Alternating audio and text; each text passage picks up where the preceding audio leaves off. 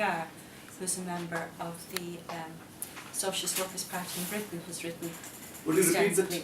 Paul Lagarde, MCGARR, and he writes very clearly and accessibly about this. Was there anyone else who wanted to come in? Okay, then I'll ask John to come back. Okay, right. Thanks to Very, very grateful to kind of cover, but of course I didn't cover everything. And one of the things that I didn't cover was immediately covered by David.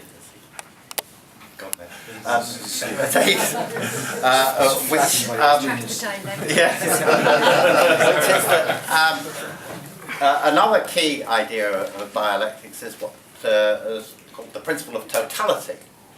That everything is related to everything else, and that if you put it in everyday language, you need to start from the big picture.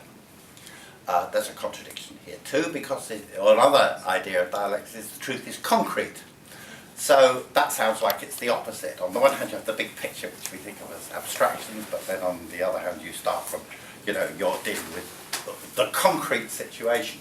But actually, these two, again, it's a unity of opposites, because yes, we start from the big picture, the totality of society, of the world, but every given state, every concrete situation is in fact the interaction of various bigger elements. It is the concrete situation that you're dealing with involves the interaction of particular unity of the capitalist class, the working class, the world economy, and the specific and so on. So I didn't get a chance to say those things, and I'm grateful for David for bringing it up. The question about gravity and various other things that seem, constants in a sense. I'm always very cautious when these kind of questions come up, because they involve more scientific knowledge than I feel I have. But my understanding of this is, like with the speed of light, and like with Newton's laws of motion, that these things only apply within certain limits. Let's first of all talk about Newton and Einstein, and because it's irrelevant. I could have used this as an example in the original talk. That Newton's laws of motion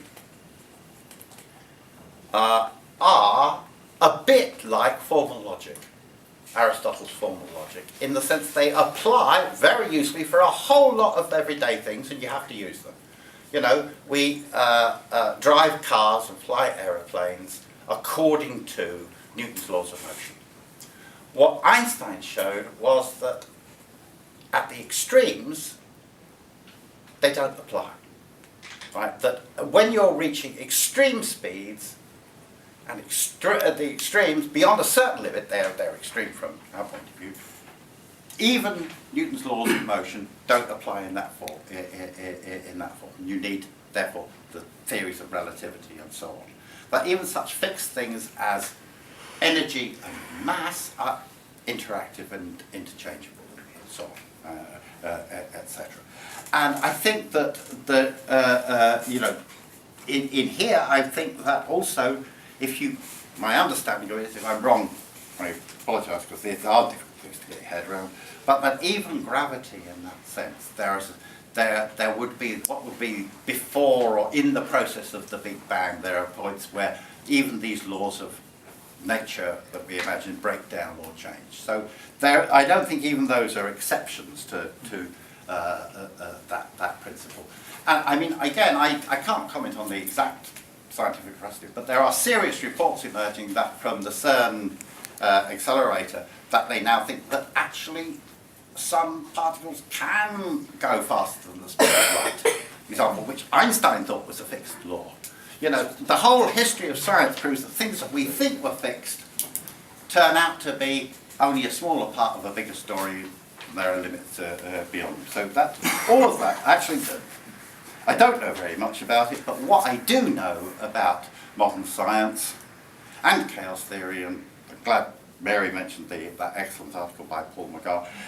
What I do know of modern science actually confirms the dialectical thinking and approach. It's very interesting here. In another book that I read recently, and I should have read a long time ago, but I didn't, by John Bellamy Foster on Marx's ecology. It's a very fascinating thing. Marx wrote his doctoral dissertation on Greek philosophy on